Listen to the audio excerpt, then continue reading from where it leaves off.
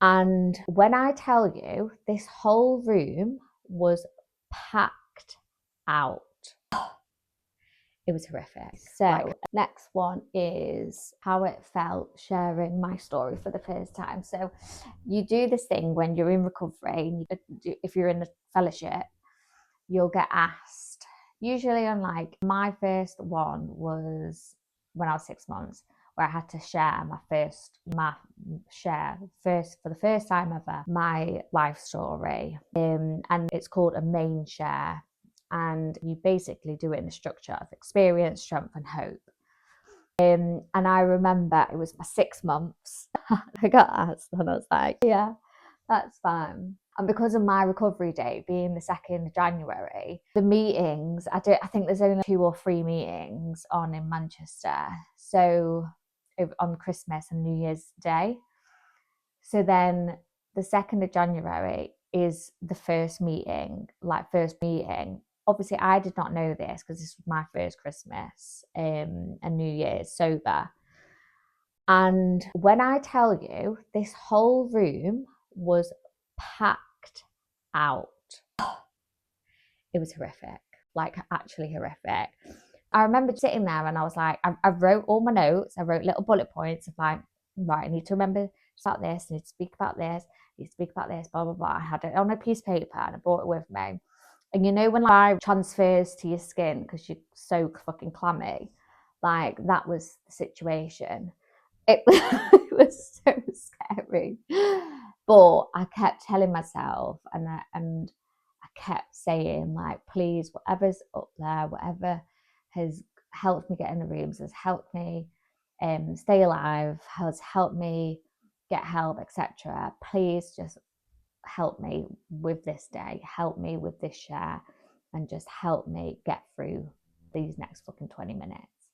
So you have 15 to 20 minutes to share. Anyway, so I'm sat there and just waiting. I'm waiting for all the meeting to start, wishing I didn't get there early, but I fucking did, didn't I?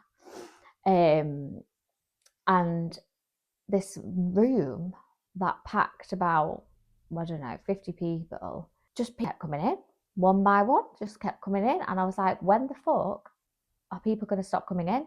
Like, the meeting's going to start soon and people keep coming in. And it's getting packed and packed and packed and packed. Chairs had to get brought into the room. Horrible, horrible. Then finally the meeting started. Then you've got to go through all the readings. By the way, addicts are the most self-obsessed people in the world. I, myself, am so self-obsessed, it's insane. So in my brain, I was like, oh my God, I can't do this. I'm only 6 months. What fucking message do I have? How dare they ask me to do this? Like, stuff, I can't do this. Like, I've got a shit story. And then I even used to say, like, I'm from a posh background. I can't be doing this. No one's going to get me. No one's going to understand me. Ridiculous. This is what I used to like, absolute ridiculous stuff. And meeting readings, and just getting more nervous. I'm really painting a really good picture for you, main share, guys. But it's true. This is how it was for me. And then they say today's meeting format is a main share, and we've got Isra who's going to do their main share. And then I just have to go, hi, I'm Isra and I'm an addict. I'm going to take you back to the beginning. And I basically talked about my childhood, talked about my parents splitting up, talked about mixed background and mixed households. Obviously, a Pakistani household with my dad, English household with my mum, very confusing. Talked about all that stuff, all the feelings and emotions that I felt, not feeling belonged, etc. And how drugs then came into my life, and it was just like, woo, what the fuck are these? Etc. Went through all the drugs that I'd taken, went through my psychosis that I had, and then, which is obviously, all of this is all the experience part.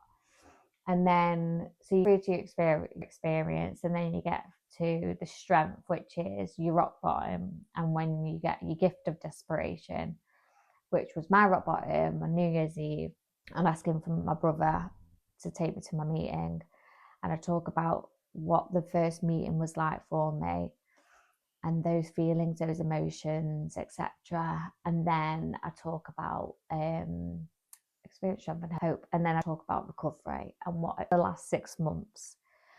And then it gets worse, because then they open the meeting and then they ask people to share back at you. I don't know about you, but I found that the most cringeworthy, excruciating thing ever when people are sharing back at me, telling me all of these wonderful things about me, but I'm someone that can't handle compliments. I hate it. I deflect. So being in a room, not able to speak, not able to push this compliment back onto the person, because I'm somebody like, oh, I'm so proud. Someone says, oh, I'm so proud of you. I'll be like, oh, I'm so proud of you too. Like, I can't just say thank you. But my sponsor actually did tell me I need to start saying thank you. She told me that about 2 years ago. I'm still practicing this.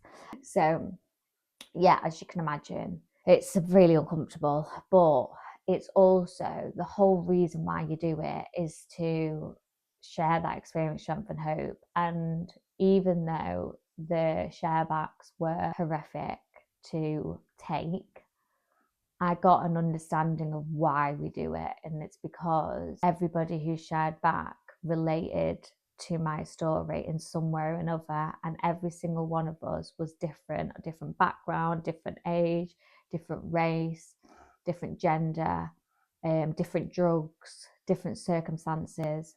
But those emotions and feelings that I was conveying in my main share, everybody understood. And if you're a newcomer in a meeting and you hear that, and you hear that people understand, that's where the belonging comes, because that's what I got in my first meeting, understanding those feelings. Everybody's drugs was different to mine, but I got those emotions and I understood the feelings that those people were speaking about. So you do the main share to show, like, look, this was the experience, this was what I was feeling. Yes, I used drugs as the solution and this is where it got me, but because of coming to the rooms and because I've done this, this is what I've got from recovery. And it's that hope as well at the end. It's so important, because I have had so much in my recovery. And I've been given so much in my recovery, and it's down to the work that I've done, but also the rooms, the fellowship, my higher power. There's loads of stuff to it altogether.